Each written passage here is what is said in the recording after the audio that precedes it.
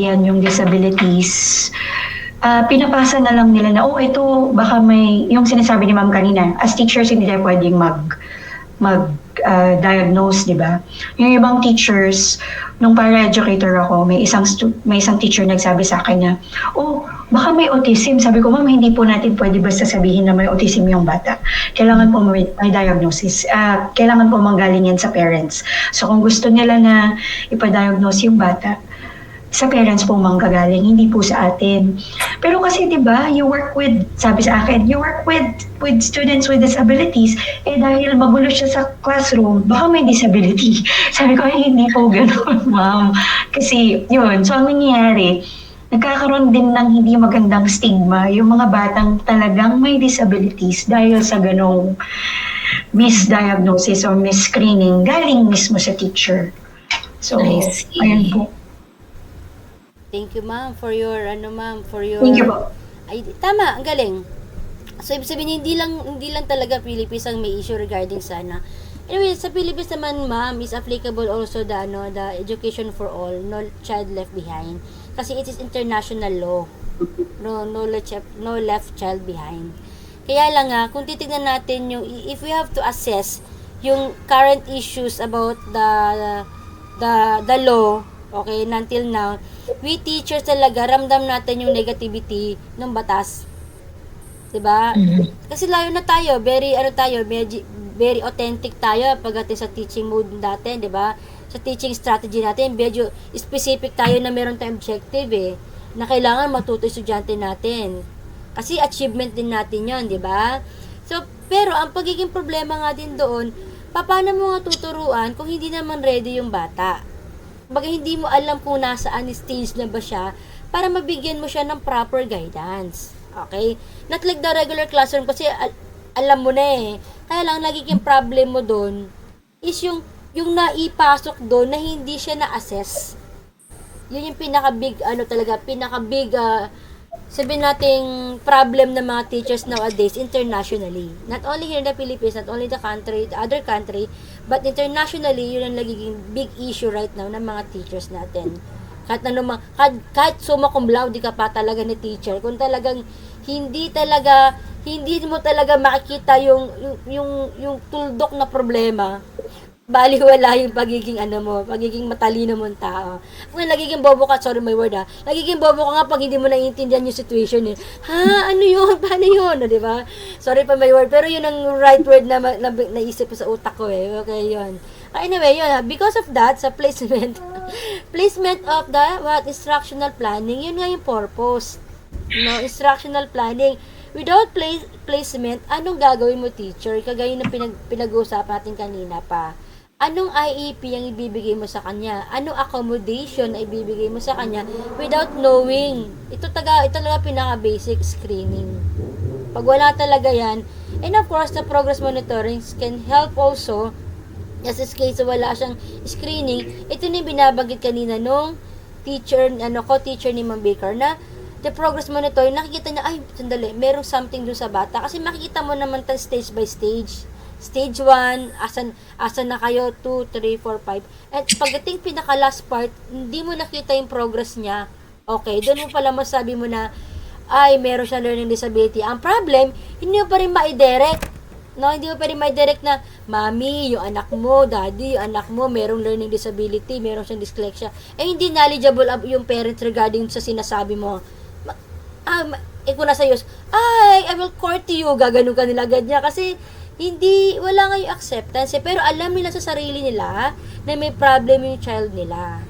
Yun. Alam nila yun, class. Lahat ng magulang, alam nila na mayroong issue problem sa mga anak nila. I'm a mother also, Siyempre, kikita ko yun. Kaya minsan nga, dati, akala ko yung anak ko may something na ADHD, super hyper siya. So, eventually, hindi rin pala. Sadyang, age of 1 and 2 lang pala, sadyang kakulitan. And then, eventually, ngayon, tahimik na nga siya.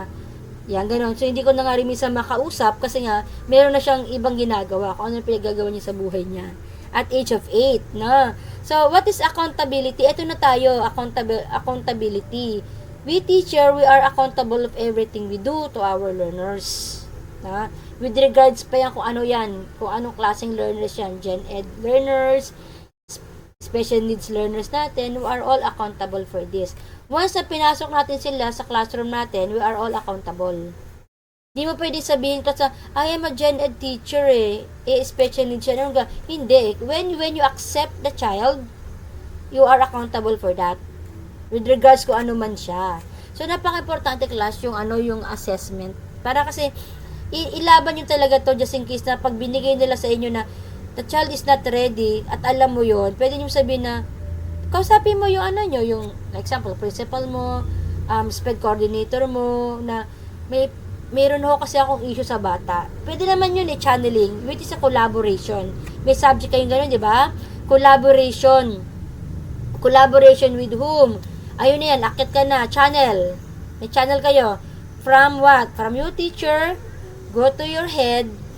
Pag hindi pinansin na head, akyat. Pero for sure naman, papansinin niya yan ni head. And then, talk about the child. Kasi may mga teachers meeting naman kayo, di ba? So, yun, may mga teachers meeting naman kayo and pwede mong i-open up yun na I found a child, blah, blah, blah. Okay, so yun. And then, syempre, may mga teachers din na magsasabi, yeah, I observe also. Yan. And then, let the, SPED coordinator or the principal talk the parents.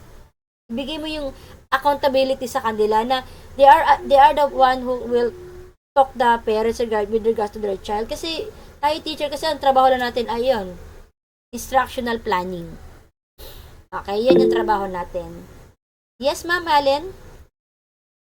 Hi, Doc. May share lang ako dito sa topic na to. Yeah. Kasi I'm a high school autism teacher. Yep. So, as teacher kasi, mararamdaman mo kung ang bata na nasa classroom mo is mali talaga yung placement. Yep. So, based sa experience ko is that, kasi yung mga bata ko kasi is, pag sinabi mong autism, may mabibilis, may mababagal. Yeah. So, napansin ko sa batang to na kahit pag-grip ng pencil, hindi talaga niya kaya at saka nagda-diaper pa siya. So, feeling ko, he is in the wrong place. Hindi siya sa autism. So, ang ginawa ko first is nag-recording talaga ako. Alam mo yung nag-documentation. So, pinaka-importante yun as a teacher. Pwede po ba yun, Ma'am Allen, na kahit walang permission from the parents? Then after that one, hindi po muna ako tatawag sa parents. So kakausapin ko muna yung special education facilitator ko. Then after that one, si facilitator po, siya po ay magbibigay ng paperwork sa akin. Lahat ng paperworks na yun is i-fill upan ko. Then we will contact the parents, we will contact the services kasi parang ipaglalaban namin na wrong placement yung bata.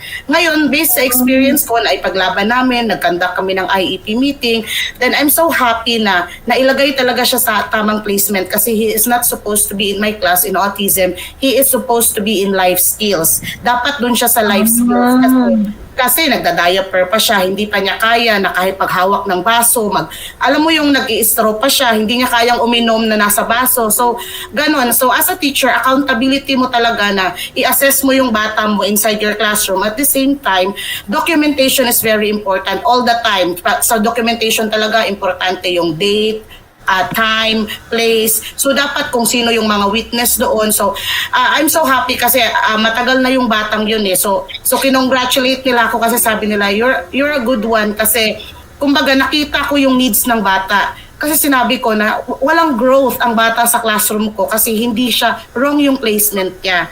So, share ko lang po. Ganon po yung naging experience ko. Yeah.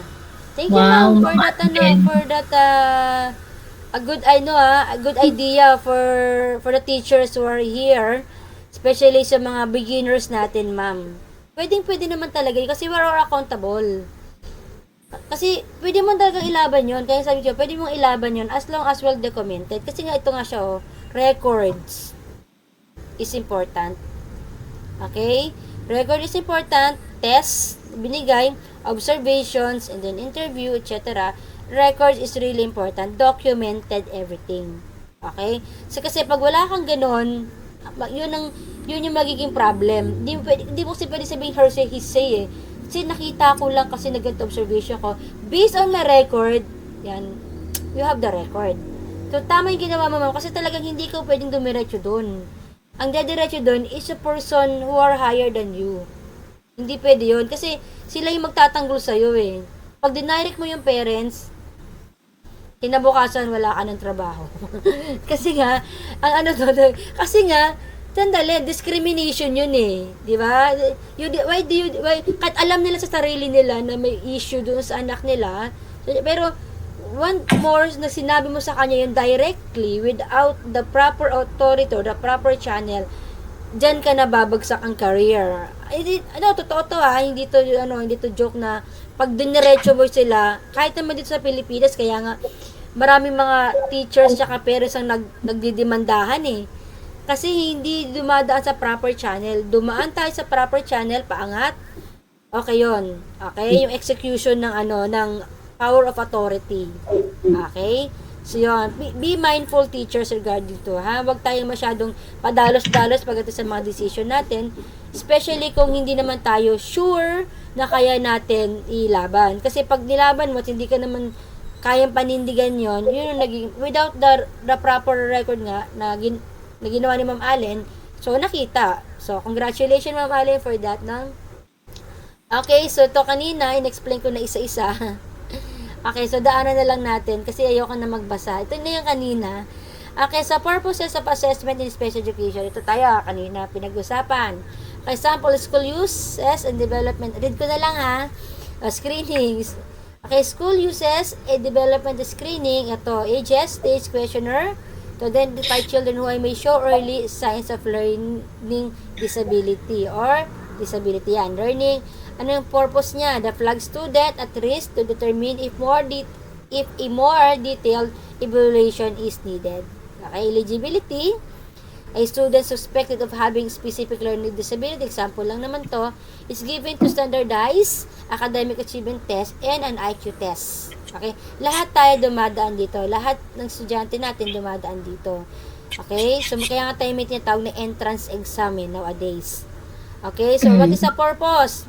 To decide if students meet criteria under IDEA or Individuals with Disabilities Education Act categories. So, saan siya pumapasok? We have 13 disability at 13 categories of disabilities. So, sana natatandaan niyo pa to. Yung 13 disabilities natin, hopefully natandaan niyo pa saan natin to, sa foundation natin, no? Okay. Okay, of course, the placement after eligibility is determined. Student with autism spectrum disorder is assessed to decide whether they should receive services or general education classroom with supports, kagaya sabi ko kanina, and resource room and self-contained classroom or ano man yon, kung saan man siya pwedeng dalhin, to ensure the least restrictive environment while meeting individuals. Okay, instructional planning, a special education teacher conduct a functional behavior assessment for a child with challenging behavior. Okay? The result inform the development of a behavior intervention plan. So, magkakaroon kayo ng plan just in case na na-identify mo na kung saang placement siya. Ano yung purpose niya? To design individualized education progress, goals, and select appropriate teaching strategies which nabanggit natin kanina. So, napaka-importante class talaga na ma-identify natin for teaching strategies kasi yun naman talaga ang trabaho natin teachers eh. Okay? Yung mag-to-modified, okay? And to upgrade. Yun lang naman ang natin eh, modified, upgrade. Yun lang yun eh. Pag nakita mong advanced learner to, upgrade.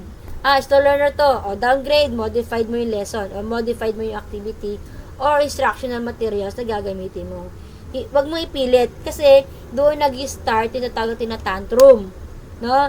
Pag wasa nag-tantrum na dyan, tapos na yung, buong klase mo, sira na. Okay?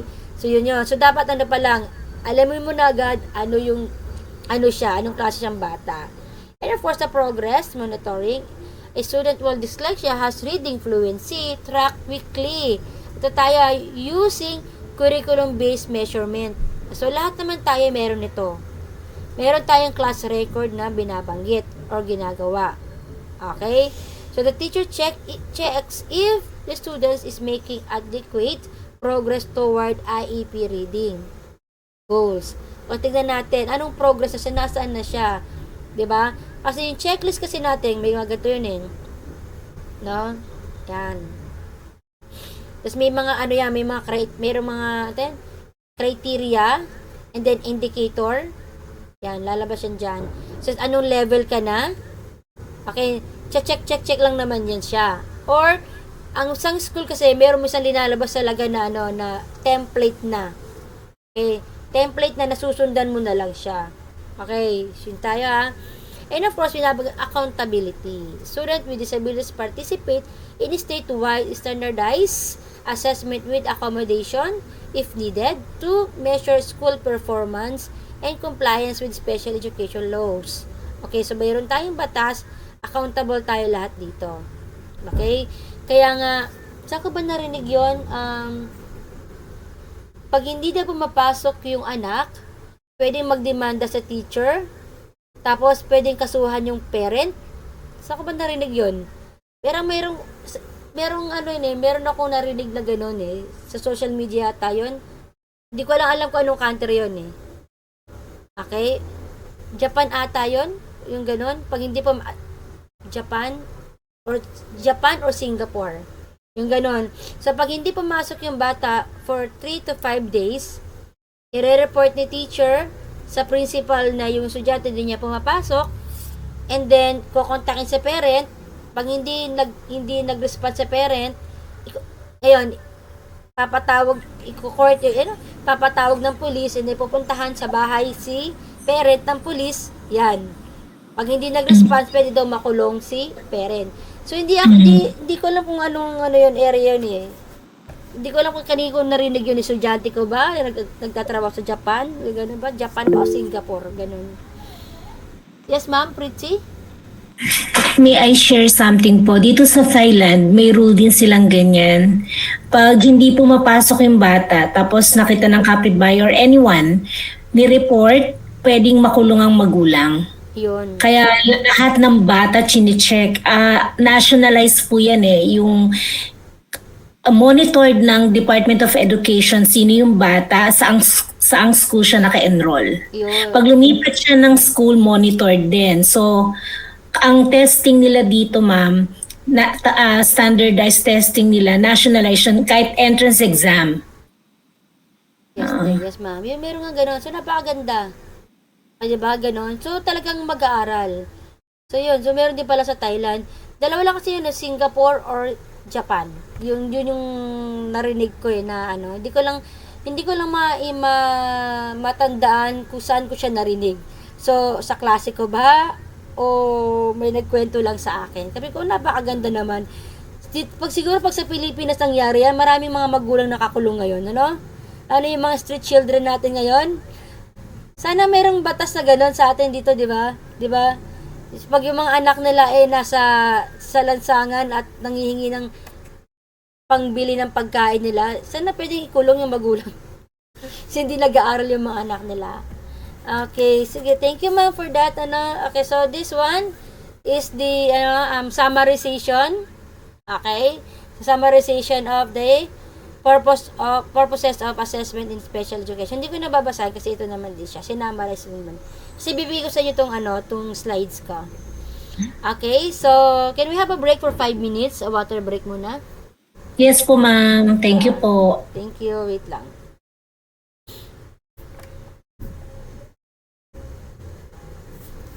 Inom lang ako sandali.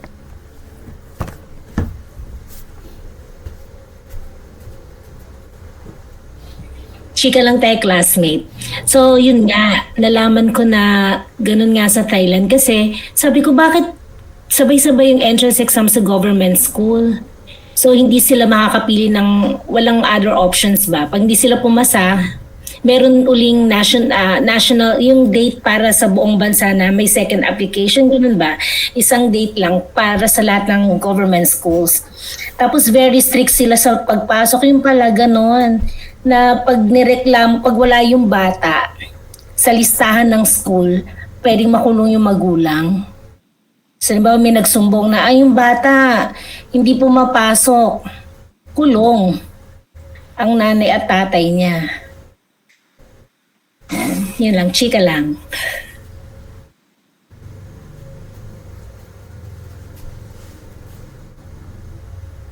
Pero hindi ko alam sa sa private kasi sa government school po ako Sa ganun. Very strict sila sa lista. Kasi sabi ko, ba't ang dali-dali naman, ang complicated naman? Tapos yun yung explain nila sa akin. Kasi ang complicated, may mga cases na yung bata, kailangan pa pabalik-balik bago makapag-enroll. Tapos kailangan may letter pa sa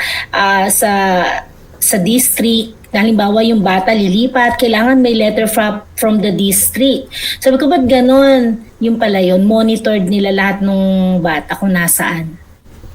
Okay, thank you, ma'am. Sana ganito sa Pilipinas, no? Gusto ko yan. Pag hindi nag-aaral yung mga anak nila, makulong silang lahat para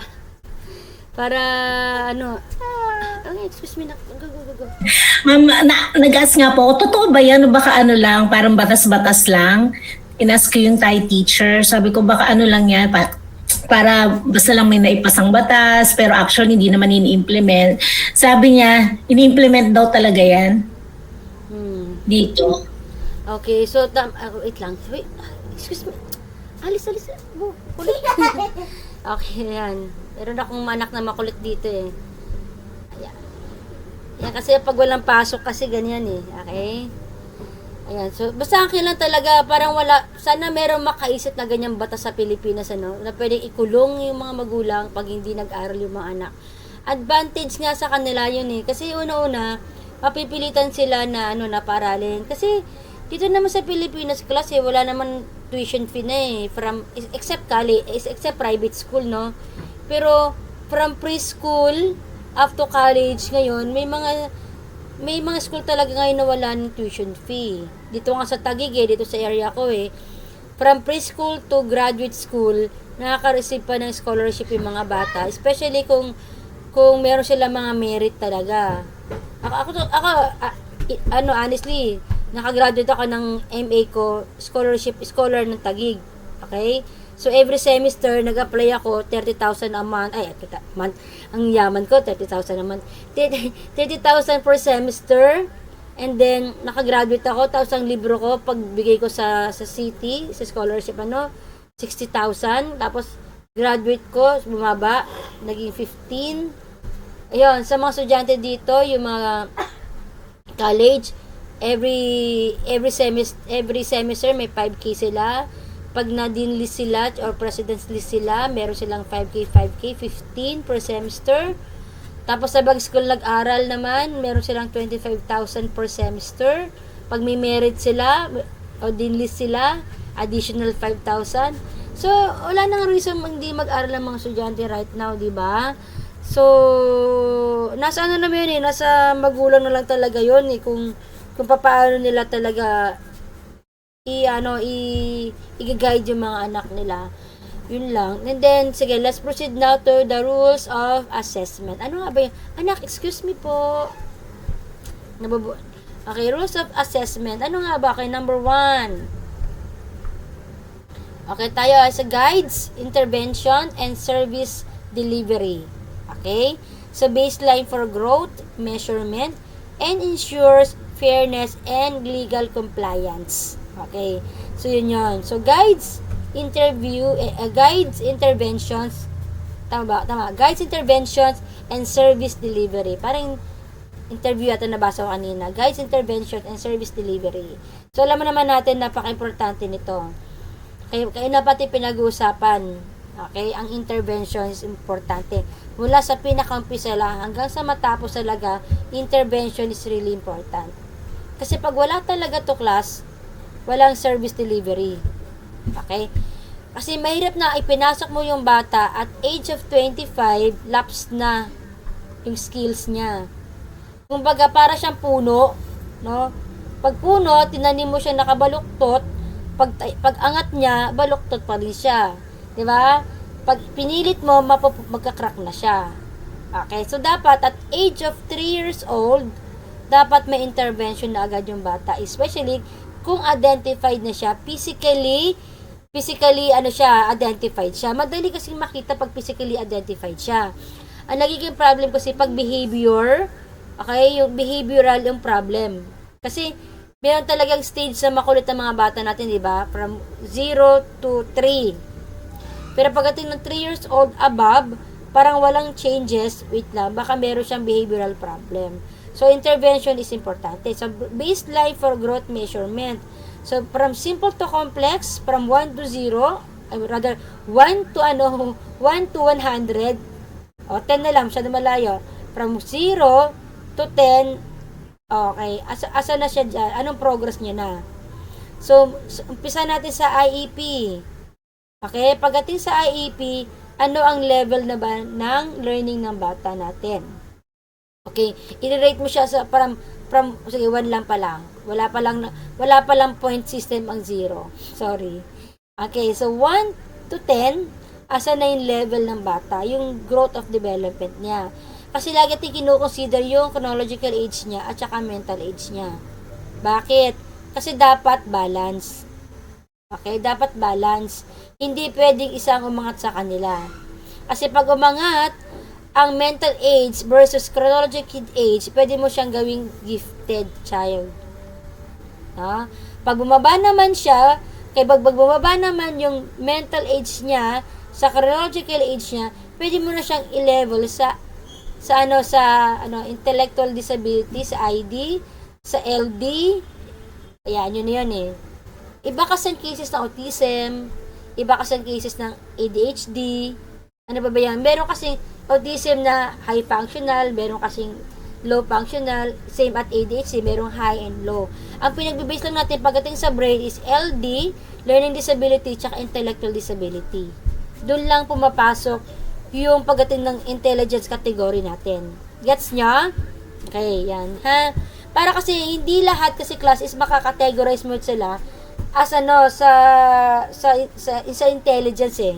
Titignan mo pa rin ano ang kanilang disability. Kasi marami nagkakamali doon, no? Sabi nila pag sabi, autism yan, wala yan, mahina yan. Pero hindi nila alam, sometimes there is an autism talaga na parang, wait lang, mas pagili pa nga saya, baka kabisado pa nga niya yung flag of the world eh, di ba? Instantly. So, yun tayo yan. Yung critical thinking, nasa kanila yan. Pero of course, meron pa rin mga slow, etc. Kaya napaka-important talaga ng assessment. Parang hindi yata nag wait lang class, hindi yata hindi nga, wait lang. Hindi nag-ano yung aking class.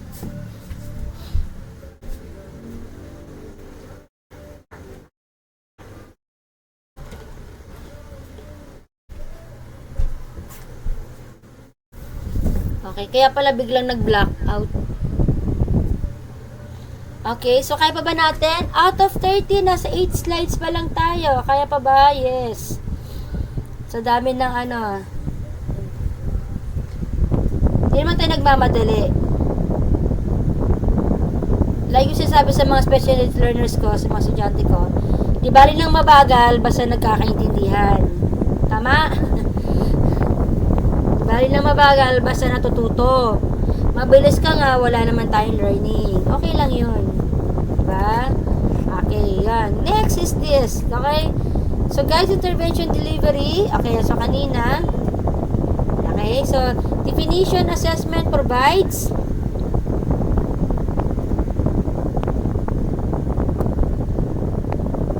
parang hindi kayo antokin. Parang yung mata nyo lilikot-likot din, no? Sundan nyo yung color ko. Okay, so next. Baka may natutulog na sa inyo, Umayos kayo, Walang matutulog dito, Okay, ang ganda ng topic natin. Okay, magkape-kape muna kayo kung inaantok kayo. Okay, so guides, intervention and service delivery. Okay, so anyone who would like to explain slides number 1, guides, intervention and service delivery. Based doon sa aking kanina, explanation. Kayo naman, pagtulungan natin to. Okay, baka mamaya may naglalaban ng damit dyan. Wala maglalaba, lalo mga naka-online. Okay, tatawag ako Ay, Ma'am Katrina. Okay, can you explain number 1?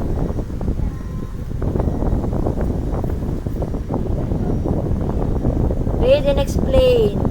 Ako, explain ko na sa inyo to. Ulitin lang natin. Parang hindi naman ako, lagi ako lang. Not ready? Okay, Ma'am Josephine. Ma'am Jo?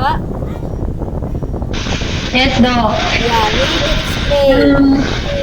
Based po sa pagkakaunawa ko, Doc, it's very important na kilalang-kilala po natin yung estudyante natin for us to address din kung ano po yung pangangailangan na ating mga estudyante. Kung po yung ating ma-share. Thank you, ma'am. Anyone? Sa guides, intervention and service delivery? Sino pa po? Additional?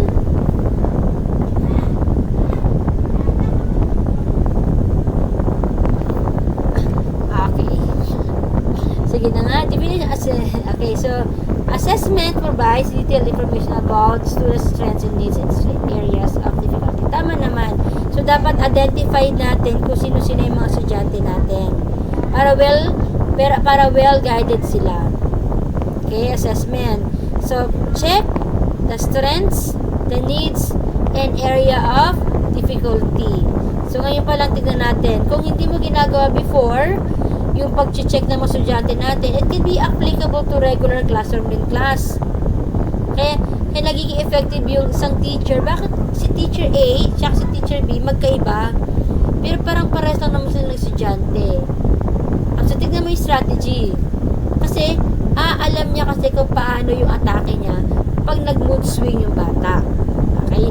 Yun na yung napaka-importante. Identify their strengths, needs, and area of difficulty. Strength and weaknesses na lang. Yun na yun. Okay? Baseline for growth. Definition. Assessment establishes a starting point baseline. So, baseline from what? So, bisa natin kanina. Okay? Student performance before intervention begins. So, student performance, observation pa rin. So, you have to identify muna, na binabagit kanina, yung chronological age niya at saka yung mental age niya. Na ano yung level niya. Okay? Kung ang level niya is sa mild siya, so ano ang intervention na ibibigay mo sa kanya? Dapat clear yun. Okay? Hindi yung sinabi na sa'yo, teacher 1, si si John. Si John ay meron siyang may learning disability. Kabisado mo ang learning disability, umbrella ng learning disability. Tanungin mo, tignan mo yung paper. Okay, anong level of learning disability na meron yung bata? Check mo. Okay, pag wala nakalagay doon, dapat meron. Ano ba kaya siya? Dysgraphia ba siya? Dyscalculia ba siya? Diba? Et cetera. Ano ba yan? Diba? Para alam mo kung paano mo siya bibigyan. And of course, check also the behavior. No? Yung behavior niya, paano ba yung pagkikipag-usap niya sa mga tao, yung mingle niya sa peers niya, diba? Sa'yo, paano kanya kausapin. At the simple observation class, napaka-importante yan. Okay, so hindi yung parang tinanggap mo lang siya and then, mag-color ka na, bahala ka na dyan. This is the color, binigay mo na yung blacks, hindi yun ang kailangan niya eh. Ang kailangan niya, socializations, kasi meron mo siyang socialization problem. Yan. So, identified natin lahat yun. Huwag natin gawing laro class, yung classroom natin, kasi in the future, ang magkasuffer ay bata. Kasi, kupas na, tapos na sa'yo eh. Pag wala na sa'yo yung bata, hindi mo na problema, right? Ang magiging problema, yung bata. Kasi hindi siya hindi siya naturuan ng tama or hindi siya nabigyan ng proper placement. Okay? So, ensure fairness in legal compliance. Okay? So, assessment tayo should be what? Objective, smart. Okay, equitable. And then, in line with the law. O, in line with laws. Batas. So, bakit lagi meron tayong ganito? Dito sa Pilipinas ba, anong batas ang sinusunod natin? Okay, K-12 program. Okay? Yan yung sinusunod natin right now sa educational system natin sa Pilipinas. And of course, dyan tayo, napaka-importante nito. Follow lang class accept ko lang to. Importante lang.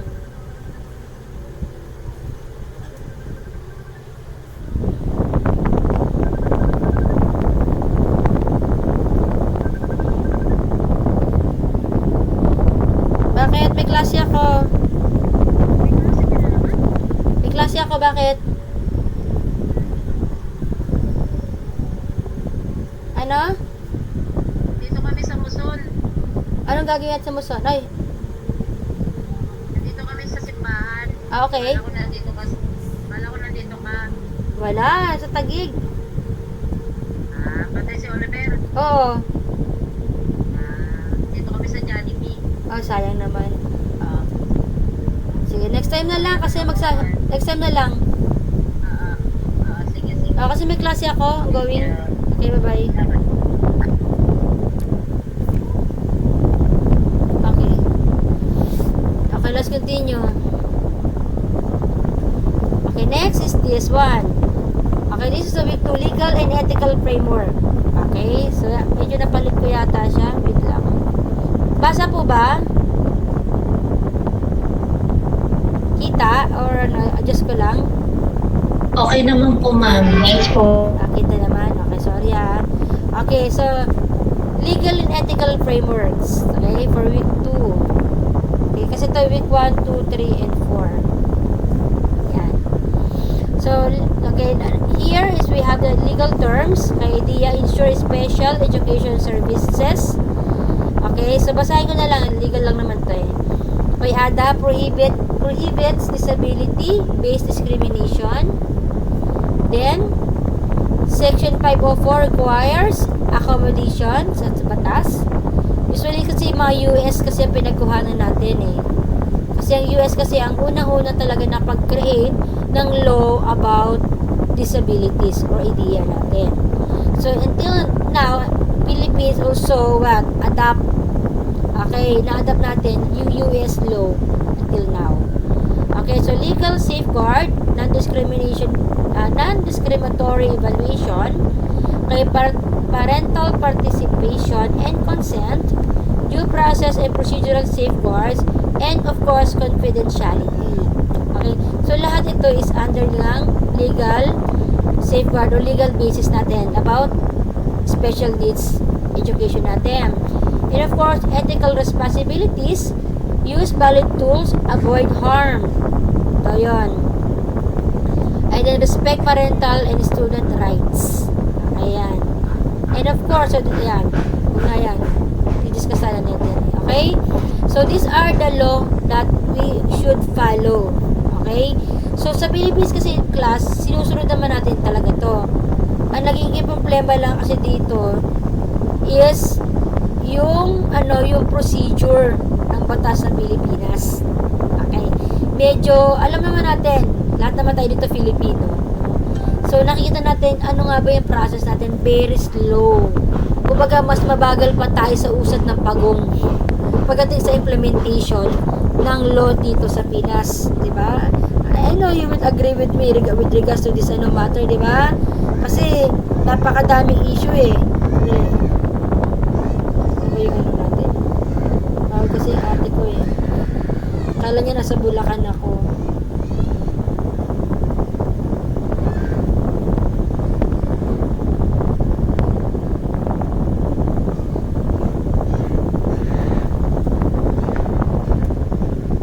Okay, ayaw. Mag-monitor sana ako class kasi wala. Pati cellphone ko naghang na eh. Okay, week 3, ethical. Okay, ito tayo ha. Okay, ethical and cultural considerations. Okay, so number 1, fairness, equal access to assessment. Okay, fairness. So, dapat class, lahat tayo ay meron nito, no? So, kaya napaka-importante class ng documentations. Bakit napaka-importante ng documentations? Para yun din, for our safety din. Okay? Hindi kasi tayo basta-basta magagala kung meron tayong documents na may papakita sa kanila. Kagaya may tanong kayo na si Ma'am Pritzy. Hindi yata narinig ni Ma'am Allen yun eh. Yung allowed daw ba na mag-video records? Okay, allowed nga ba tayo class na mag-video records? Kasi alam ko po, without permission of the parent, we cannot. Dito po, hindi po. Bawal po talaga siya kahit yung mag-post ka ng bata, bawal po. Dapat naka-blurred siya or natatakpan yung mukha nila. How about Dito din po ma'am sa Washington. Kaya nga po sa Pilipinas is, di ba nag-post yung mga teachers? I don't know kasi dito sa US, talagang bawal talaga siya. Ma'am Allen, how about po, halimbawa, gaya ng sinabi niyo, kailangan niyo po for documentation. Sa documentation naman po, written documentation talaga po siya. And then dapat po sa written documentation mo, may mga witness. Like, for Ay, example, po. kasi nga sa autism ako, meron akong assistant. So, si assistant, makaka-attest yun or witness siya sa nangyari talaga. So kung sa general education siya nangyari during their elective time, so makaka-attest doon yung general education teacher. Kasi dito kasi sa Amerika, pag sinabi mong special education student ka, hindi pwede na walang adult supervision. So meron talaga anytime na makakakita kung ano yung mga nangyayari. So Ma'am Allen, written lang po yun, ma'am. Written po siya. Bawal po talaga yung mga pictures, yung mga Video. record. Opo. Mag-video, bawal po. Opo. Okay. If just in case for the video recording is purposes for documentation and observations, it is naman yun, pwede naman yun as long as between you and the principal lang. Okay, pwede yun. Kasi kumbaga parang what if kung wala kang witness, 'di ba? What if kung wala kang kasama? At least kahit paano, kaya nga naglalagay ng CCTV usually ngayon sa mga classroom to monitor what happening inside the classroom. So pwede 'yon just between the two person lang, between you and the principal. Kasi doon makikita between you and the principal, 'di ba? Kasi Yes, Doc. Kasi may instance ako na may estudyante akong, may albino kasi ako estudyante, yung sobrang puti niya. Then, pumasok siya sa school na maraming gasgas yung kanyang mga arms. So, syempre, to protect myself and my assistant, pinicturan ko yung gasgas, kasi baka sabihin na sa school nang galing. So, pero yun, between me and my supervisor lang, na pinakita ko na this is what happened. So hindi to nangyari sa school. Pagdating niya, ganito na. So, parang ganun lang. So, hindi mo talaga siya pwedeng i-public as in. yes po, pwede 'yun. Noted po. Yes, ma'am. Para clear Dito lang. din po. Pwede yung magpicture, pwede yung picturean, pero ano lang yon, may restriction. Okay, so kasi bakit ba nagkakaroon ng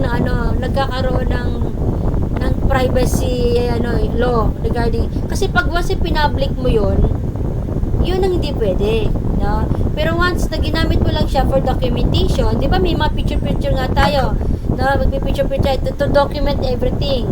Okay, pwede yun for the purposes of documentation, for the record. Okay, para meron kang makita na based on the, kasi meron naman di ba? May mga video naman may mga camera naman sa mga paligid So pwede yun as an evidence lang na talagang wala ito siya. Okay. So between you and your supervisor lang. Hindi mo pwede siyang ilabas. So yun yung nagiging problem right now. Teachers here in the Philippines, nagbablog sila. Di ba nagkaroon ng issue na ganun? Teacher, no? Nagtuturo siya. Pinost niya sa mga estudyante niya. Ganyan. Kaya merong copyright disclaimer, may ganun, di ba? Pero it's mali pa rin kasi hindi lahat ng mga estudyante doon ay pinapayagan na magkaroon ng paano kung restricted yung bata? Di ba? Lalo pag nasa provinces, so bawal yun. Pero for documentation itself, pwede yun. Okay? Pwede yun. But yun nga, sabi, inuulit ko, between you and your supervisor only. To protect you, especially class, nasa ibang lugar kayo. Kung nasa Pilipinas kayo, okay lang. Medyo, syempre, okay lang, okay lang na mapicture mo siya ganon. Kasi, maintindihan yon. Walang deportation na gaganap doon. Magdedemandahan kayo, pero nasa Pilipinas ka pa rin. Diba? Pero syempre, pag nasa ibang country ka, you have to protect yourself. Okay, yes, Ma'am Show. May show. Ma'am April? Ma'am, sa amin yung documentation din, hindi ko alam kung pareho kay Ma'am Allen. Halimbawa, names, apart from written, in addition to the written documentation, hindi namin pwede basta-basta ilagay yung pangalan ng bata sa kahit anong document. It has to be initials lang. So kung halimbawa, April Baker, AB. If you have another student na may AB na na initials include the middle name A and B. So hindi po namin ano yan, it includes all documents including text messages. So as much as possible, hindi kami kung nagko-coordinate kami within our team, including Teams, Zoom, ganyan, chat messages, as much as possible, wala kaming binabanggit na pangalan.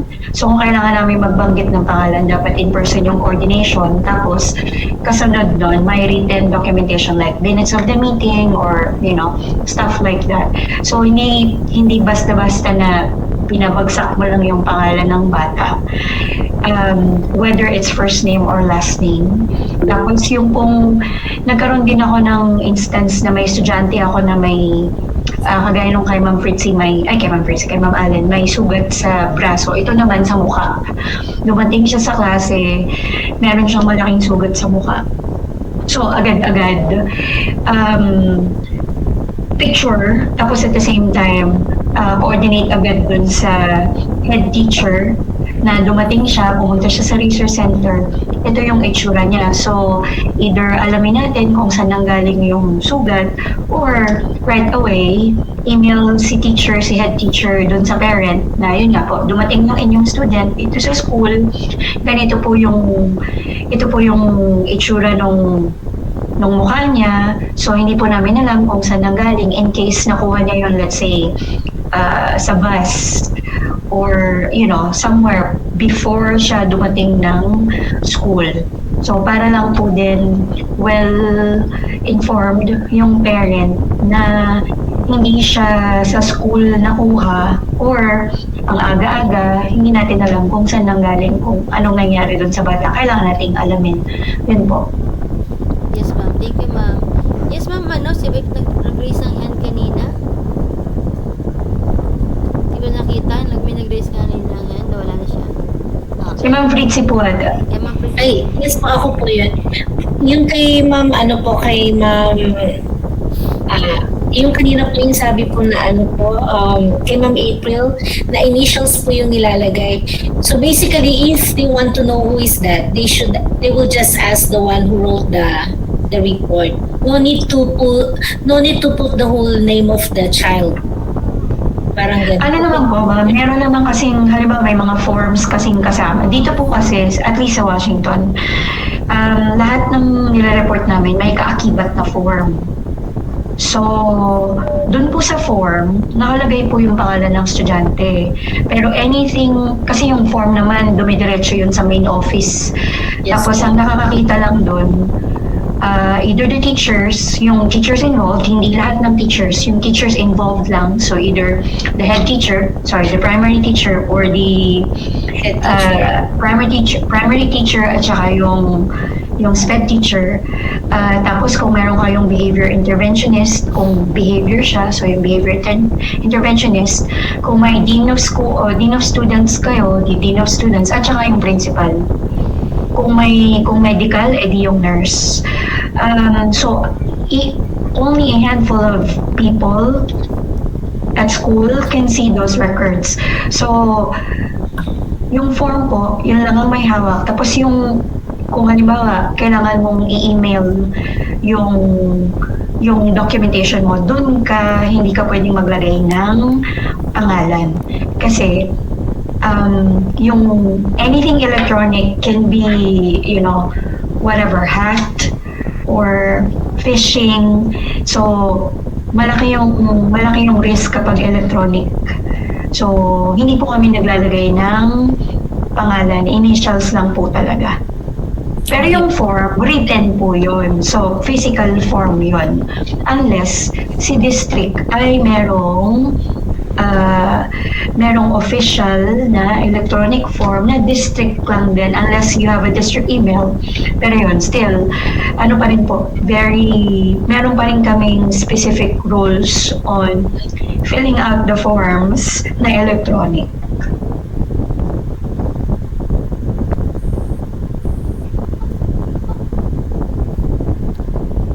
Ay na po. Thank you, Ma'am April. Yeah. So, at least na-enlighten.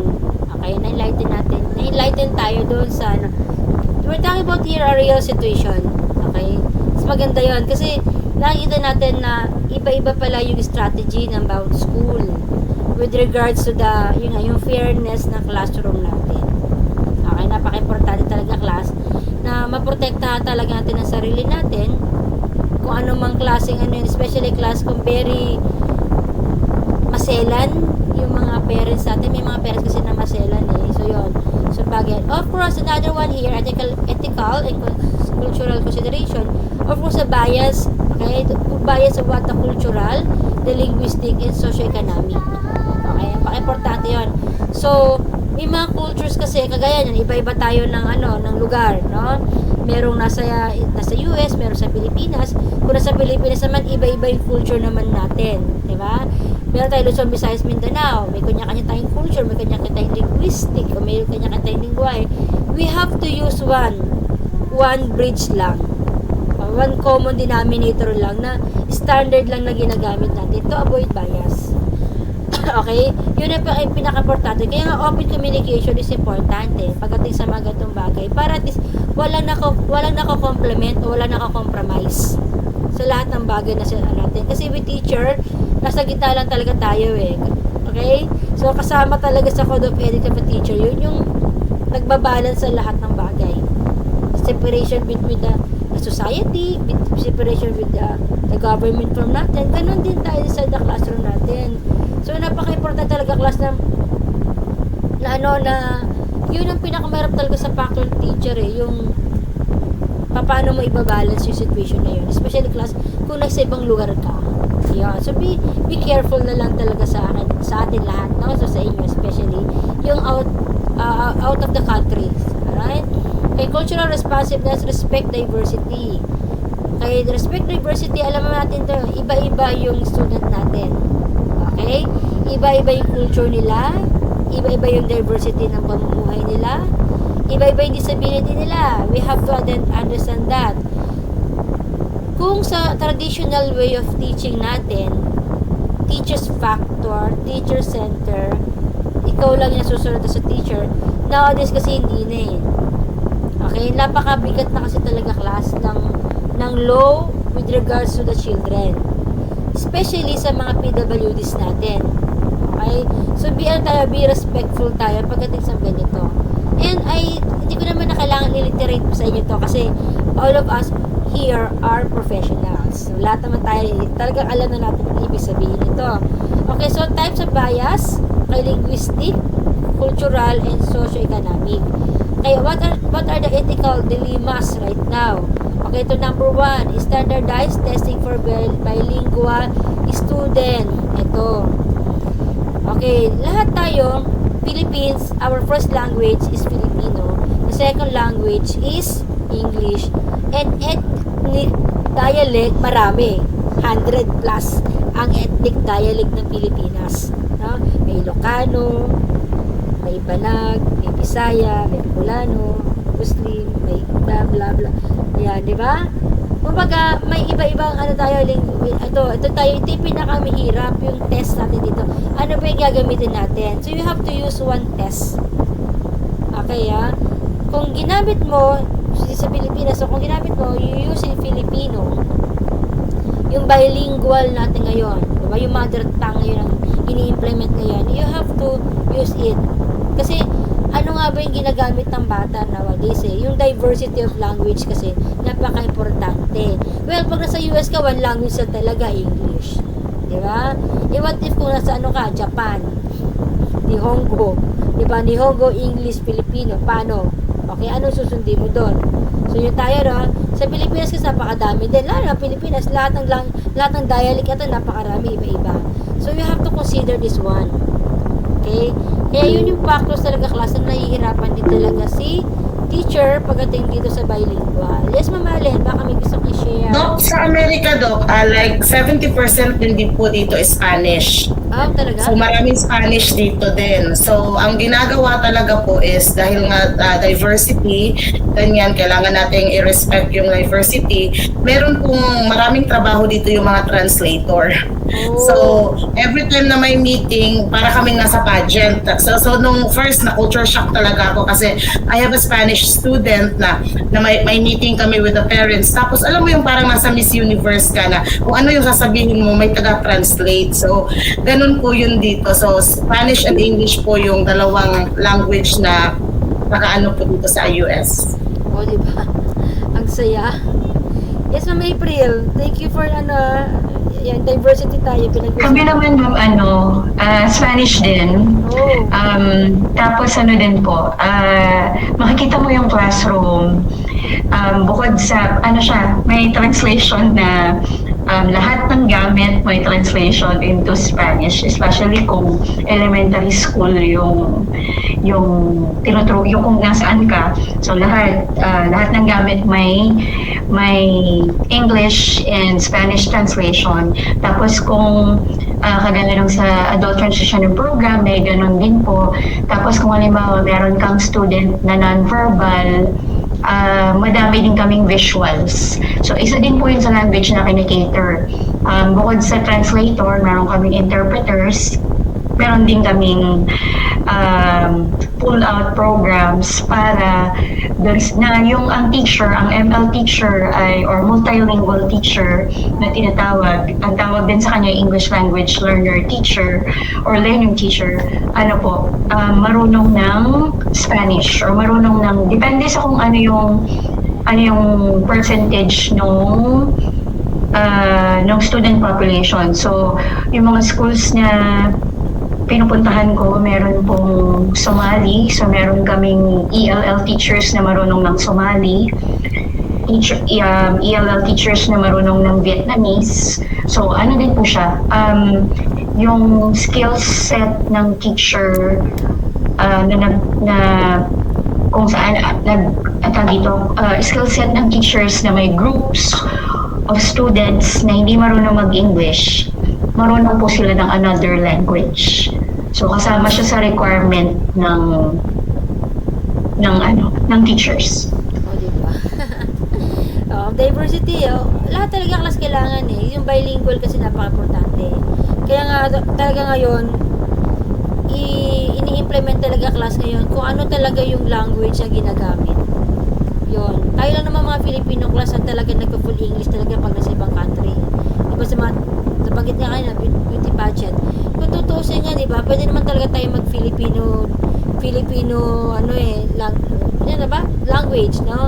Pwede naman talaga Filipino. Kaya lang, since nga ang second language natin ng English, pinanindigan natin mga Filipino ang English. Okay? Pero sa ibang country talaga, advantage talaga sa atin, right? Especially, Ma'am Baker and Ma'am Allen and others na sa US right now, no? Advantage talaga sa atin na marunong tayo mag-English. Okay? Kasi, kung hindi tayo marunong mag-English, hindi tayo maalam, minsan,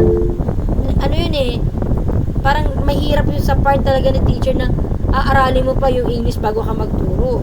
So, advantage sa atin mga Filipino talaga na ang second language sa atin is English. Pero balikan natin ulit dito, ethical dilemma, yung standardized test for lingual. So, medyo it takes time, mahabang oras, no? Mahabang panahon ang ginugugol para magkaintindihan kayo ng kausap mo. Yan. Okay, disability versus language acquisition. Ito tayo is literal. Ano nga ba yung language acquisition na ginagamit ng bata natin? Okay? Usually, siyempre, pag mayroon tayong ang problem natin ay hearing impaired or learning disability, usually, ano yung mga ginagamit natin? Diba? Sa instructional materials na ginagamit natin. Okay, ano yung mga language na ginagamit natin? So, medyo din yun. Kung hindi tayo marunong mag-sign language, at makaka-encounter tayo ng ng non-verbal. Okay? So, inaaral na ngayon kasi ang lip reading. So, kasama na kasi ngayon ang lip reading pagdating sa mga language ng ating mga person with disabilities, mga special needs learners natin. And of course, marami na mga way ngayon kasi may mga technology ngayon class na nagsasalita na laptop, huwaking walking laptop, ano ba yun? Talking laptop, may mga, di ba? Cellphone talk, mga ganon. Marami ng mga gadgets ngayong class na pwede natin gamitin. Ang kailangan natin, how to utilize those technology. So, advantage sa mga kabataan right now na marunong sila gumamit ng mga technology kaysa sa mga seasoned teachers natin, mga old teachers, wag naman old, mga seasoned teachers natin na medyo, tama ba yung word ko, na pag-iwanan na ng teknolohiya. Yan, medyo negative sa kanila yun. Okay? And of course, yung misclassification. Ito, misclassification. Ito tayo kanina, ito yung pinag-usapan natin, classification. Hindi mo ngayon na-determine kung anong kategory siya. So, dilema yan. Isa sa factors kung bakit hindi nagiging successful ang ating teaching strategy kasi hindi siya classified properly. Kung anong level ng bata. Kung nasaan placement siya. Kasi napaka-importante yun. Okay? Are we clear with this class? I hope you understand yung pinag-usapan natin ha. Malaking factors class kasi talaga na dinidiscuss natin ito para in the future alam natin, especially sa mga beginners natin dito na ano ba yung nangyayari. Hindi pagdating na culture shock ka na. Sabi kasi nito na ganito ba't hindi in reality? Hindi. Ibang theory pagdating sa totoong situation, sa real situation sa classroom. Kahit basahin pa yung teaching strategy ng books na yan, or book na yan, pero pagdating sa real situation ng classroom setting natin, magkaiba yun. Kasi yung diversity of the diversity of the learners' differences, malaking factors yun. Okay, iba-iba kasi yun yung upbringing. Okay? So, types of biases in assessment, Philippine setting man tayo. Okay, linguistic bias. Kanina pinag-usapan natin. Okay, the Philippine students often speak home language. Okay? So, ano ba yung home language natin? Most of us, pag nasa Luzon ka, mostly ginagamit natin ay Filipino language or Tagalog. No? Okay, so Tagalog. Pero, in other places or other provinces, usually hindi mga common, pero marami naman. Kay Ilocano, Cebuano, kay Waray, Tausog, etc. So, lahat yan. But are assessed in English or Filipino. Yun. Ito nagiging dilema natin, class. Kasi, example, Cebuano. Tasa kami mga taga Cebuano, yung mga Bisaya natin dyan. Diba? Ang daming mga Cebuano or mga Bisaya na ang galing ng English. Galing talaga. Pero pagdating sa Filipino, poor. Diba? Balu-baluktot yung salita nila. So, usually, pag nagturo sila dito sa Luzon, from Bisaya, from Mindanao, going to Luzon, pag nagsalita na sila, may discrimination na. Diba? May mga tawanan factors. Like example, yung co-teacher ko before, sa private school ako. Sabi niya ganun, Teacher Ana kasi ako dati. Kasi low pa lang ako Ignana. Teacher Ana, sabi sa akin, can you give me can you bring the oil daw, oil. Ha? Ano oil? What oil? Oil pala is oil. Diba? So, that is an example na kung hindi ka maalam, diba tama ba ako? Natawa si Ma'am Prince Bisaya, no? Hindi ka maalam sa oil, na oil pala siya, kasi yung pag-pronounce niya, nagkakaroon tayo ng mistaken language barrier. Kasi tayo, dapat, di ba, sa English language, sa magtuturo sa English language, correct pronunciation and pronounce it properly. Di ba? Ganun, di ba? So, yun, isa sa nagiging problem. Which is disadvantages learner whose strengths may not be reflected in the language of assessment. Tama, disadvantage naman talaga. Kaya nga, sa bilingual natin, okay, sa mother tongue natin, dapat gagamitin natin kung ano yung ginagamit ng bata in terms of the assessment. Kaya nga tama yung may translation. 'Di ba? Kung hindi marunong si teacher ng Cebuano or ng Bisaya because of using Filipino, kailangan mo ng translator para i-translate mo sa bata kung ano yung sinasabi mo. Okay? So, ngayon, para at least nagkakaintindihan. Kasi, bakit bumabagsak ang bata sa klase? Ito, English proficiency. Diba? Pagdating sa classroom setting natin, ito totoo ang teacher ng English sa elementary level, nagtatagalog siya.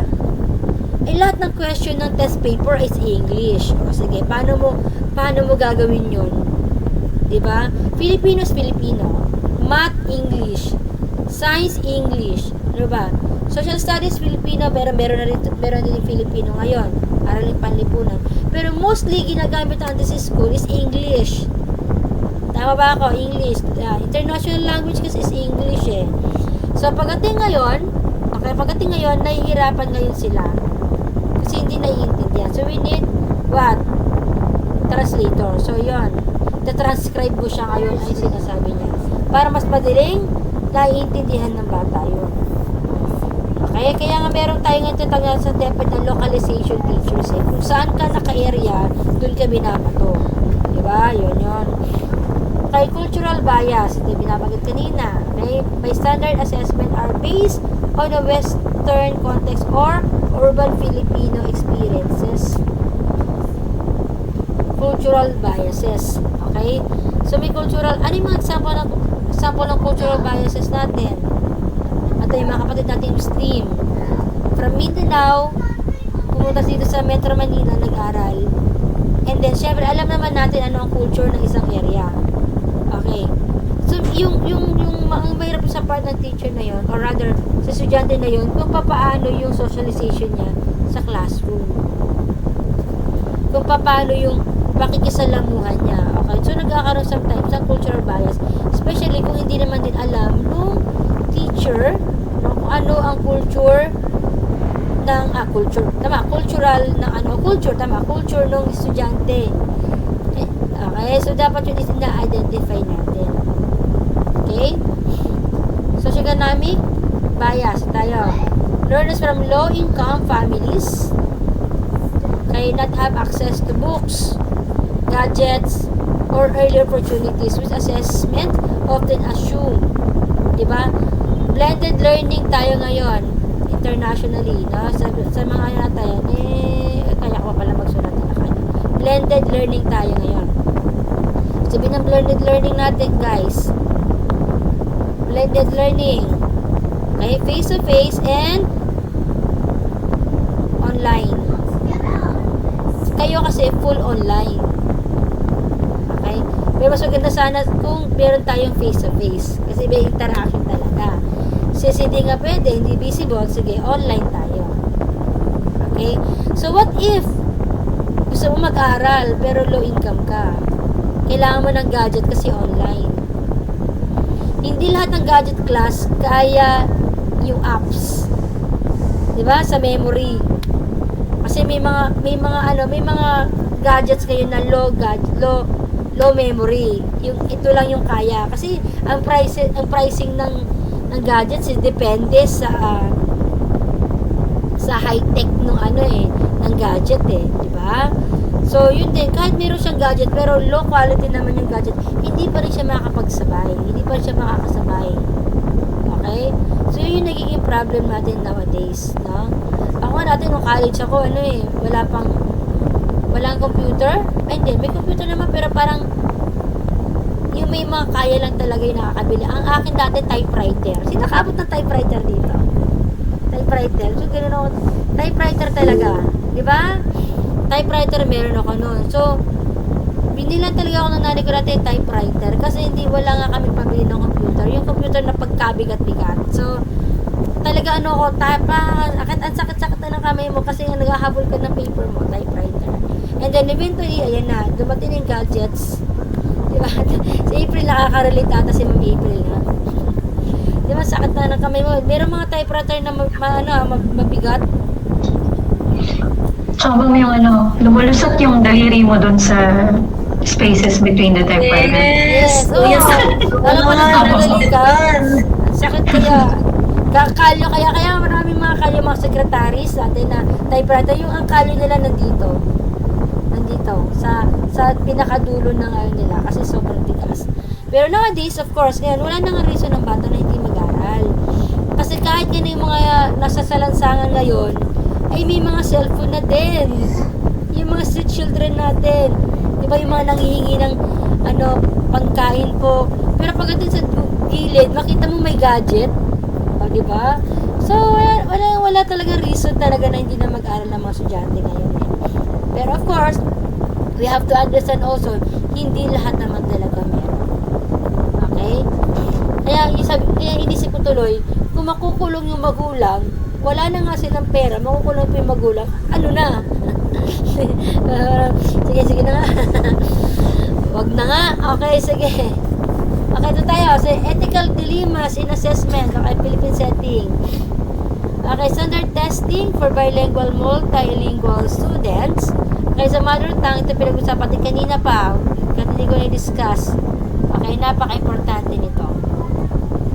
Okay. Yan. So, disability versus language acquisition. Teachers sometimes confuse language difficulties with learning disabilities, especially multilingual context. Kasi may sariling buhay minsan yun sila. Okay? So, tayo if Ifugao child is If Ifugao child is struggling with English reading, is mistakenly suspected of dyslexia. Ito yun parang, kasi meron tayong minsan na lingwahe na na hindi natin naiintindihan. So, isipin mo, may disability ba to? Hindi pala language niya yun. O dialect pala niya yun. Kaya nga, di ba, pagdating sa form, di ba may nakalagay doon nationality. Di ba? Nationality. Tapos, language, dialect. Sa mga form na pinipila pa natin, kasi nga, ito yun. Dahil dito sa awareness ng language acquisition natin. Okay, yung language diversity natin. Or we call it yung multi-language natin, yung mother tongue. Okay? Lalo yung Ifugao. Lalo yung ayan ako. Ilocano ako. Sino mga Ilocano dito? Ha? Ilocano ako. Though, hindi ako nakakapagsalita straight, pero nakakaintindi ako. Ganon. Kasi dito naman ako lumakas sa Taguig, sa Metro Manila, di ba? Ngayon, what if kung hindi ko naiintindihan yung sinasabi niya? Isipin ko, ano kaya to? Merong problema sa language, di ba? Meron ka agad acquisition na gano'n sa salita niya. So, napaka-importante class talaga na ma-identify mo, teacher, kung saan galing yung student mo. Okay? Kaya may mga form na pinipila pa. Okay? Yan, misclassification. Inaano ko lang kanina. Inulit ko lang. So, sa school, especially in public settings. Okay? Face pressure to classify student with having disability to justify additional funding, teacher aids, or SPED resources natin. On the other hand, Sigma limited resources sometimes lead to under-identification, leaving student without needed services. Ito, misclassification. Kasi nga, because of a child is poor or low income, ito, hindi siya nakaklassified ng tama. Kaya hindi mo mabibigay ng alin. Since hindi mo mabibigay ng tama, hindi mo mabibigay yung proper. Okay? Kaya laging may makakilala din ako na alam nila na nag-a-advocate ako ng ganito, and of course ito nga. So usually isa lang naman binabato ko sila kung saan PGH, Philippine General Hospital. Kaya lang nagiging problema nga lang kasi sobrang konti lang kasi talaga yung developmental pediatrician teacher natin. Kasi magkaiba kasi ang pedia sa developmental pediatrician. Yung nagkakaroon ng hindi pwede na hindi ko naman ang pedia kasi iba naman ng pedia, diba? Ang ibang ginagamot ng pedia, iba rin developmental. Since kasi konti lang kasi talaga ang doctors dito sa Pilipinas in terms of sa mga disabilities natin, nagkakaroon tayo ng under identification, misclassification. Kasi ice cream. Okay, so yung nagkakaroon tayo ng misclassification, kaya tayo nahihirapan. And then nagpo-fall ngayon, nagbabacktrack tayo ngayon. Ano na nangyayari? Okay?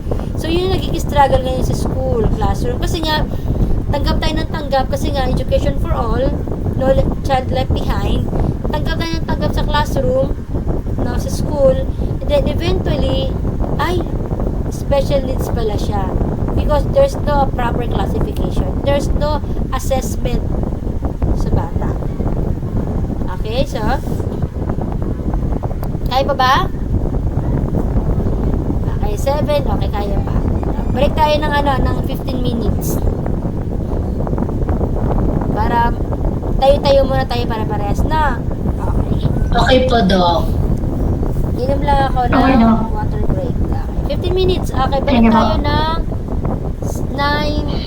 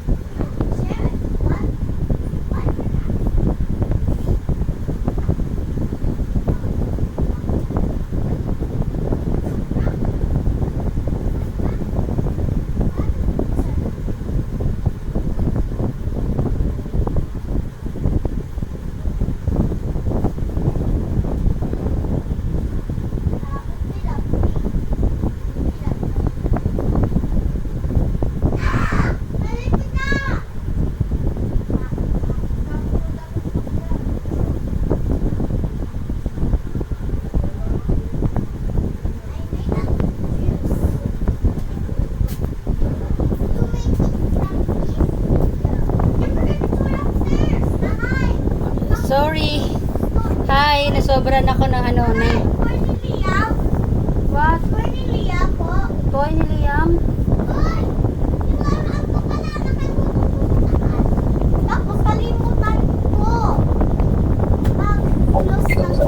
Opo, sige na.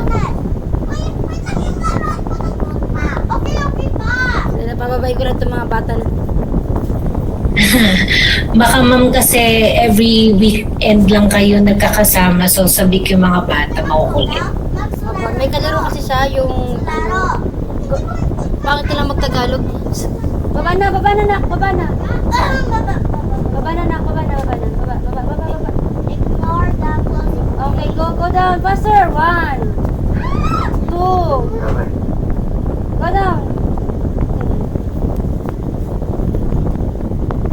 Okay, yun. So, okay, let's do it.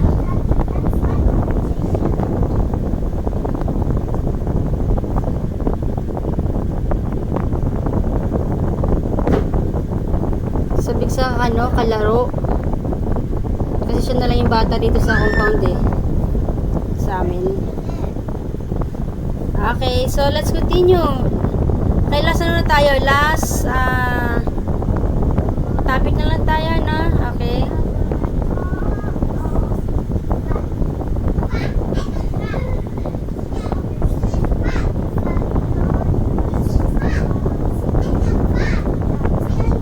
Okay, so week 4 na tayo. So, yan, week 4. So, types of assessment. So, kanina we will discuss. Okay, so, ang ingay nila. Okay, so types of assessment. So, type of assessment, so formal versus informal. So, alam naman natin dito kung ano ibig sabihin nito, di ba? Right? No? So, here, wait lang. Yan. Okay, informal and informal. Okay? Norm, reference, versus criterion reference. Okay, by purpose. Okay, diagnostic, strengths, weaknesses, causes. Formative, ongoing, instructional guidance. Summative, evaluate or outcome. Okay, so tayo ha. Ay, masyadong maliit. Laki ko na ng konti.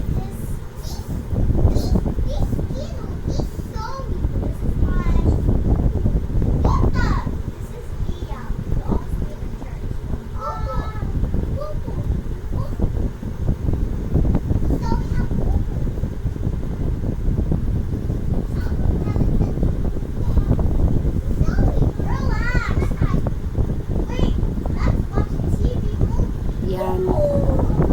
Okay, let's do it. Okay, so formal versus informal. Okay, so definitions. Okay, so standard test with fixed instructions. Okay, fixed instructions, scoring, and interpretations. Okay, so sabi nyo, ma'am, magkaiba ba ang assessment ng general education teacher versus special education natin? Ay, same lang sila. Ang process lang is modified lang yung assessment, and of course pinapokus lang natin dito ano ba yung talagang needs ng bata. Okay, so yun tayo ha, para hindi tayo masyadong nako-confuse with regards to the assessment. Okay, standardized test with the fixed instructions, scoring, and interpretations. Results are reliable and can be compared across students, commonly used for eligibility, placement, and accountability. So, yun nga siya kanina. So, the formal natin dito is to identify lang natin yung eligibility ng bata, and placement, tsaka accountability. That is the purpose of the formal assessment. Okay? Ano ba yung ginagawa sa formal assessment natin? Okay? Una-una, meron tayong tinatawag na na standard test na ginagamit natin, which is ginagamit natin the entire classroom natin. But with regards to the special needs natin, so ano nga ba yung mga checklist na ginagamit natin to identify what kinds of disability that the learners has. Okay? So yun naman ang difference niya. In base of that, ano yung mga characteristics na meron siya? So yun yung mga titignan sa formal assessment siya. And that yung nagiging result siya na saan ba dapat pupunta yung bata. Okay? So tayo in the Philippines, PED sample. Okay, so Philippine Informal Reading Inventory administered by DepEd nationwide to assess students' reading levels in English and Filipino. For the Philippine Education Placement Test, kay use for grade acceleration and placement. Ito naman tayo. So, ibig sabihin, okay, titignan ngayon yung both pacing ng mental age niya at saka yung chronological age niya. Titignan siya. Saan ba siya dito ilalagay? Okay, so since kung standard niya, like example, intellectually, ay mataas yung nakuha niyang system or point system rather, so pwede siyang ibigay in the higher rank positions or rather, mas mataas yung level niya of grades, accelerations. And it's just in case, so kunyari, hindi naman kaya ng bata, so doon lang siya, ile-level lang siya kung saan siya nararapat intellectually. Okay? Para maging clear tayo dito. IQ and developmental assessment conducted by psychologists to determine eligibility for SPED services na tayo ito. Okay, IQ and developmental assessment. Sa classroom to Since wait lang, makalo ko ba developmental pediatrician? So, okay, ito tayo para maging clear tayo. From developmental pediatrician, DP natin, going to school, i-reassessment siya. Okay, tayo developmental pediatrician will proceed the assessment, the assessment nila, recommendation, proceed to the school na magpo-fall ngayon dito sa psychologist natin for the behavior naman. Okay, titignan natin siya. Behavioral naman sa kanya. To assess kung asaan pupunta yung bata. Through IQ level naman siya. Kasi sino bang allowed na mag-assess through the behavior, which is only the psychologist. So, ina-assess ngayon siya yung IQ niya at saka yung developmental assessment siya based kung saan siya pupunta. Okay, para maging clear, channeling kasi siya. Okay? Kasi naka-enter na siya sa school. Kaya sabi kasi ni developmental pediatrician, okay, this child, John, is eligible for a inclusive education classroom. So ngayon, titignan ngayon ng psychologist natin through assessment, tingnan natin yung IQ niya, kung anong level naman siya pupunta. Okay, yun naman yung kanyang trabaho. Para ma-eligible siya sa SPED school siya.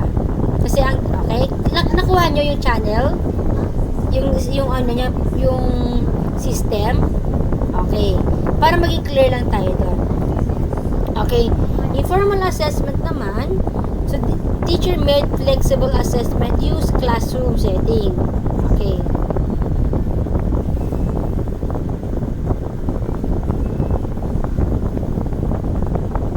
Classroom setting naman tayo, which is yung si teacher mismo based to sa IEP,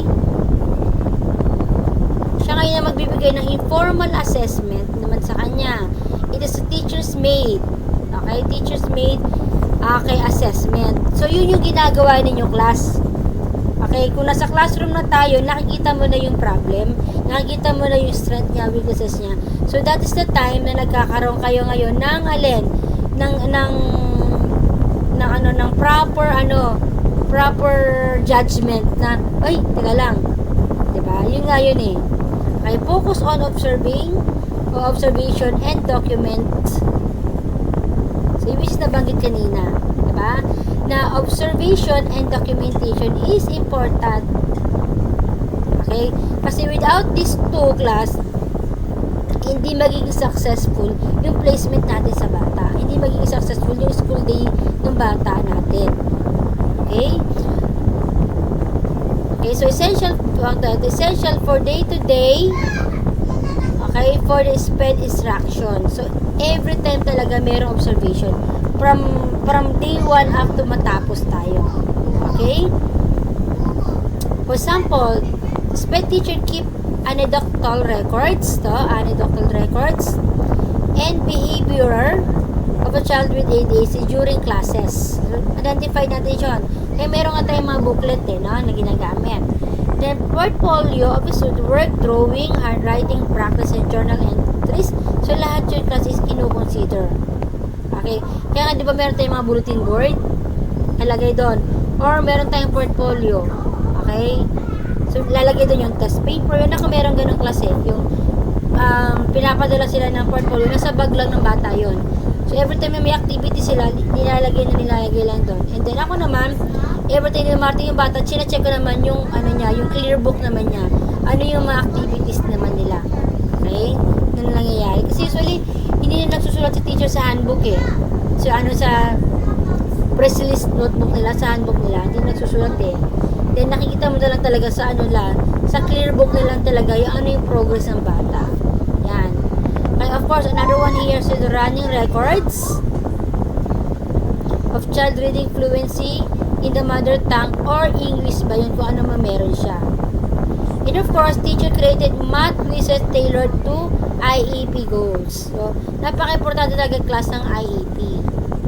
Don't teach without IEP kasi hindi magiging success, magiging the word itself sabog yung classroom mo.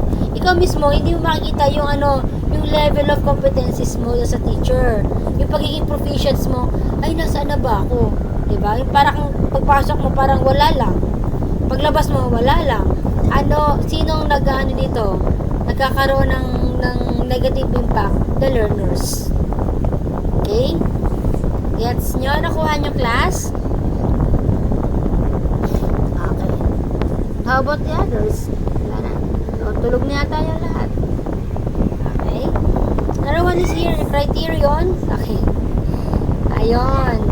Kasi parang konti lang yung nakikita ko na meron ako monitor dito eh. Okay, next is the criterion reference assessment. Okay? Focus on mastery of specific skills, highly applicable to individual education programs or IEP. Kaya ano yung mga focus natin? Usually self-help. Self-help ito yung pinaka-most common. Okay, common ng mga estudyante natin yung self-help. Paano ba ginagawa na nangyayari everyday na nangyayari yung bata pagpasok sa classroom? Okay? Ito kasi yung scenario dilema ng mga teachers natin nowadays. Yung academic standard ng mga parents natin. Di ba? Pag alam nila, pag pinasok ang bata sa classroom, pag uwi ng bata sa classroom, isa lang dapat ang natututunan ng bata. Magbasa. Magsulat. Di ba? Academic agad yung tinitignan. Pero ano ba yung tinitignan natin teachers naman nila? Yung self-help naman nila. Di ba? Marunong, a simple button. Marunong na ba yung bata? Di ba? Yung simple pag, natatay ng rubber shoes nila, alam na ba ng bata? Yun yung objective natin teachers to help them, to guide them. Para yung self-help nila, yung daily living nila. Tayo. Pero yung mga parent naman natin, ang tinitignan nila academically. Diba? Gusto agad nila matuto agad magbasa, magsulat, magmath. Diba? Agad-agad, hindi ba pwede munang self-help muna? Socialization muna? Kasi yun yung nakalagay sa IEP mo. Kasi yun yung kailangan ng bata. Balikan natin, yun yung assessment. Ito yung assessment eh.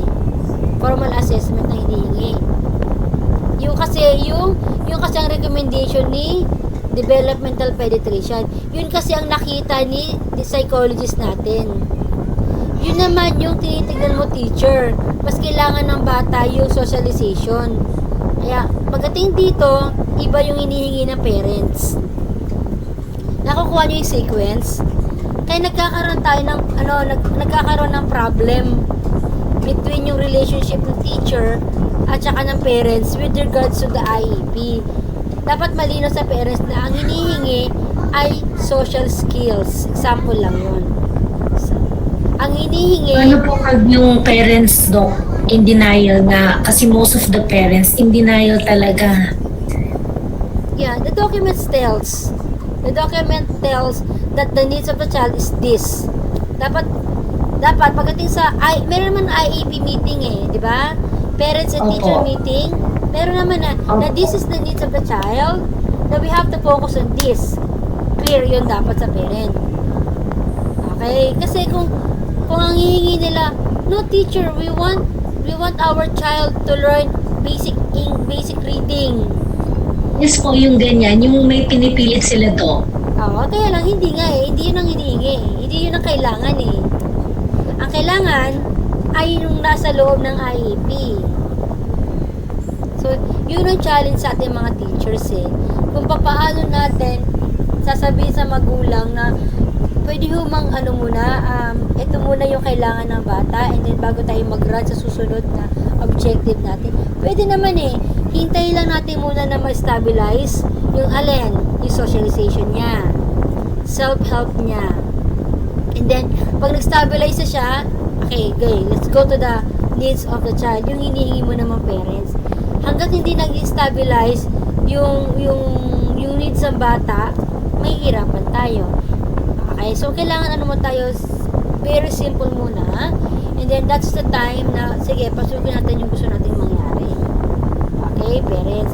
Kasi yun yung nagiging problem nowadays. Hindi lang naman kayo Okay? Madami ang nagkakaroon ng issue dito. Dok, may tanong po ako. Pag yung mga parents na ganyan, advisable po ba na, syempre may mga parents po makukulit, yung lagi niyo po silang i-update or sabihan sila na mag-uwi sila ng certain period hanggang sa makita yung development ng bata? Or kailangan lagi silang i-update everyday? Kasi syempre, mabigat din yung load ni teacher. Tapos yung parent lagi nangungulit dun sa ng bata. Hindi, pwede mo naman sabihin, wait for a further announcement for the for the meeting 'Di ba? Kasi di ba may time po yun, di ba, para makita kung nag-develop si bata, kung nag-gets ba ni bata. Yes, nasa IEP yun, mami. Nasa IEP, nasa individualized educational plan ng bata. Okay. Yes, Ma'am April, you want to say something? Yes, ma'am. Ma'am Trixie, sa mo po, halimbawa, di ba yung IEP mo? Yung IEP kasi nakalagay din doon kung anong duration, frequency, mga ganun po. So, dapat kasama yon sa ultimo location, kasama siya para yung hindi din masyadong ma-burden si teacher na lagi kang inaaraw-araw ni parent. Kasi hindi natin mayaalis sa parent yun na Yes talagang po, yes. pwede ka nila talagang araw-arawin. Kasi halimbawa dito sa US, right? Kasi nila yun. So, I imagine na ganun din sa ibang bansa na, that's the right of the parent. Pero, kung isa-set nyo, kasi sa IEP naman, kasama naman, required IEP member si parent o si guardian So, basta malinaw sa IEP na ito po yung ating set progress monitoring, progress reporting. So, alam nila na ito po yun. Tapos pwede nyo silang i-direct dun sa kagaya ng sinasabi ni Doc Ig na i-direct mo sila dun sa kung ano yung napag-agreehan sa IEP. Kasi agreement naman sa IEP, legally binding siya. So sasabihin nila, hindi naman yung polite yun, ma'am, no? Nasabihin na, hindi naman po, hindi refer naman to the IEP, yung pinag-meetingan po natin, ma'am. siguro i-remind mo lang sila in a very brief manner. Remind them that this is what's stated in the IEP. Pero wag lang basta na, ma'am, basahin mo lang yung IEP, nandun lahat. Wag lang pong ganun. Kasi may ibang parents na they might not like the way. Ang papasok naman doon, yung customer service or client service mo as a teacher. Kasi bilang teacher or SPED teachers, din tayo, customer service representatives ng school. So, yun naman yung magiging yun yung magiging problema mo doon. Sa akin lang yun, ha? Yun. Yeah. Yes, Ma'am Ale. Thank you, Ma'am April. May isa-share lang po ako, Doc, kasi very effective talaga to. Siguro magagamit nyo din to sa school settings nyo.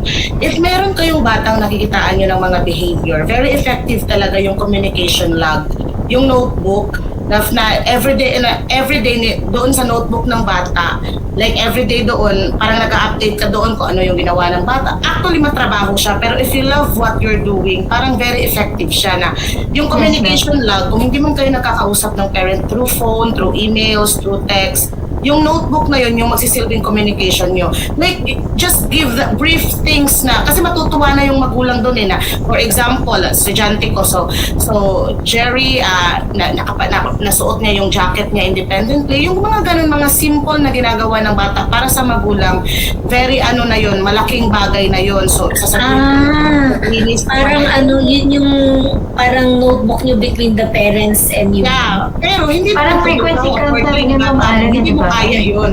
So yun Oo. lang mga bata na nakitaan mo na parang may something sa parent, pwede Oo. i-suggest mo sa parent na okay lang po ba sa inyo, ma'am, na magkaroon tayo ng notebook, Communication log. That's a very good idea. Sige nga, ma'am. Yeah, isusulat ko dito kung ano yung ginawa ng bata today, ano yung mga kumbaga, communication nyo lang ng parent kasi walang masama talaga sa communication but in a nice way.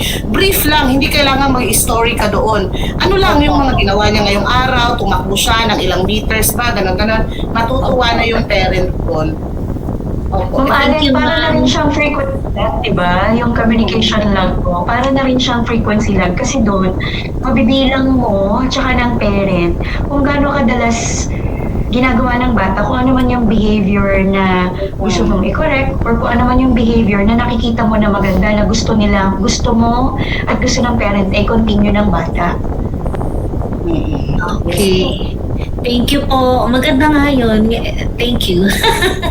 Yeah. Yun ang handbook kasi na ginagamit natin eh. Lagi na, di ba, dito sa Pinas, meron tayong handbook eh. Yun yung natin na na every time na merong activity na sinasabi ganun. Kailangan kasi hindi lahat kasi talaga ng teachers very talaga active pagdating sa ganun. Okay, pagdating sa writing yan.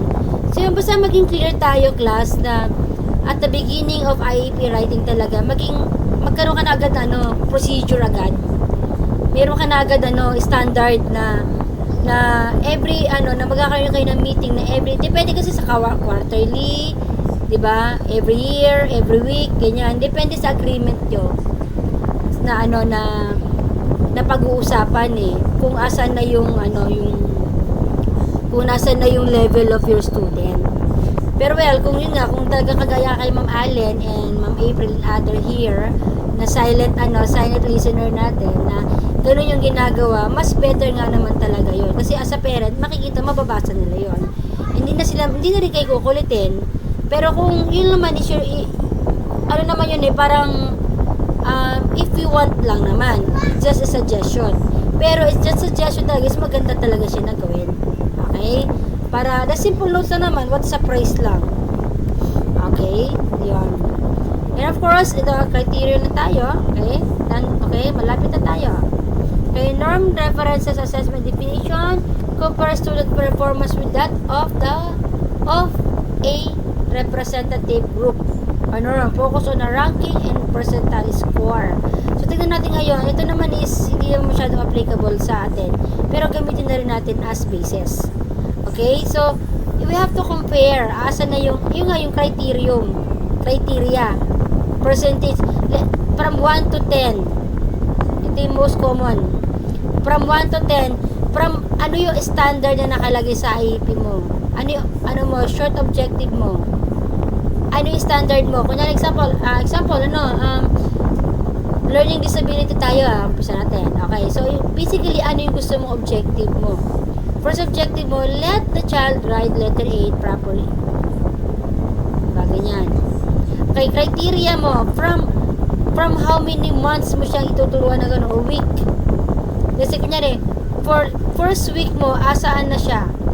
Okay, yung letter A ba niya, is medyo nasa circle na ba siya ng taas? Ganun yun, ititignan mo o nakababa na ba siya? Circle na siya ba? Nasa na yung buntot niya? Okay, the following week, nasaan na? Pababa na ng pababa. The following week, okay, perfect na. Okay, that is a criterion. Ganon ka-detail, Ma'am Igna? Yes po, kasi kumbaga makikita mo yung di ba meron tayong pre-writing? Di ba Yes may pre-writing tayo, di ba may pre-writing tayo? Di ba vertical, horizontal, curve, di ba meron tayong ganon? So ganon. So very efficient Makikita mo yung standard na yung sequence. Hanggang ma-perfect niya. That's the time pag nakita mo na Okay, so 1, 2, 3, hanggang 10. Pag nag-10 ka na, ibig sabihin perfect na yung writing system mo. That's the time na pwede ka na mag-jump into 1. So, pwede mo na siyang dagdagan ngayon another letter. Okay, another letter Sa learning to Okay kasi. po. O, ito kunyari, dito tayo sa sa self-help. Self-help na binabanggit natin. Ang objective mo is to teach a child how to use button sa damit, no? O, ilan di ba meron tayong toy na ganon? Meron ganon eh. So, ngayon, pag nakita mo, marunong na siya di ba? Kasi, anong mo lang, tinuturuan mo doon, yung fine motor skills niya. Fine motors niya, yung fine motor, yung kamay niya. Okay? So, gaano na ba niya kaya i-control yung fine motors niya sa pagbobotones? Self-help yun. Kasi paano mo siya tuturuan magsulat kung fine motors hindi kaya? Okay, yun siya. Okay, standards yun. Okay? Ilang percentage yun. Sa reading comprehensions, nagbabasa ka ng kayo, the dog is barking. The dog, okay, the dog, ito na lang, the dog is barking. Yung ganyari ka, diba? Diba, barking. So, which of the word yung nababasa niya? Dog is barking. Ilang beses niya nababasa yon? Frequency. Nakikita mo yun. Standard yun. Until sa time na mababasa niya na yun. Kahit balibalik na rin mo na yung words niya. Yung barking is yan. Pag pinaikot-ikot mo na siya, kahit paulit-ulit yun, alam mo na siya. Sometimes pumapasok dun yung repetition eh. Repetitive wordings na ginagamit natin. Iba ang memorization ha. Kasi binabanggit dito yung sounding, phonetics naman. Okay. Iba yung memorization. Pag pinamemorize mo, mamememorize na yun. Pero pag ginamit mo siya ng phonetic words, A as A, B as ba, E, I. Soundings naman yun. Pero medyo conflict na yun pagdating dito sa reading natin. Okay? I hope na gets niyo yun. Okay, criteria yung references natin. Parang naulit yung kanina.